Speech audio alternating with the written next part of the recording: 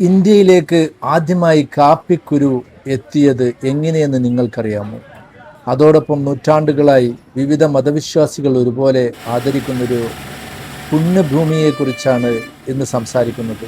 കർണാടകയിലെ ചിക്ക്മംഗ്ലൂരിൽ സ്ഥിതി ചെയ്യുന്ന ബാബ ബുദംഗരി മലനിരകളും അവിടുത്തെ ഹസ്രത്ത് ദാദാ ഹയാത്ത് എന്ന് പറയുന്ന ബാബ ബുദംഗരിയെ പറ്റിയാണ് പറയുന്നത്. ആരാണ് മീർ ഖലന്ദർ? 11-ാം നൂറ്റാണ്ടിൽ സൂഫി വര്യനായ ഹസ്രത്ത് ദാദാ ഹയാത്ത് മീർ ഖലന്ദർ ഈ മലനിരകളിലാണ് ഉണ്ടായിരുന്നത്.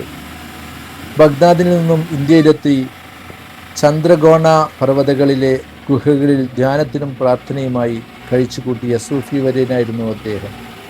പ്രകൃതിയോടും നാട്ടുകാരോടും കാരുണ്യത്തോടെ പെരുമാറിയ അദ്ദേഹം നാട്ടുകാരുടെ രോഗങ്ങൾ മാറ്റാനും അവർക്ക് ആശ്വാസം പകരുന്നതുമായി മാറിയിരുന്നു.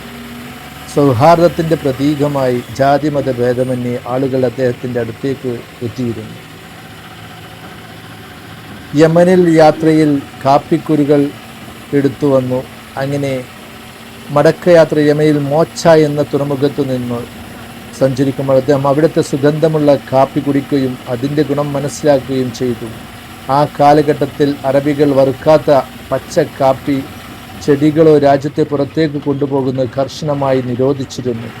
കാപ്പിയുടെ കുത്തക നിലനിർത്താനായിരുന്നു ഇത്. ഇന്ത്യയിലേക്കുള്ള വരവ്. ബാബ ബുദംഗരി തൻ്റെ അരപ്പട്ടയിൽ 7 പച്ച കാപ്പി കുരുകൾ ഒളിപ്പിച്ചു വെച്ച് ഇന്ത്യയിലേക്ക് കൊണ്ടുവരികയാണ് ഉണ്ടായത്.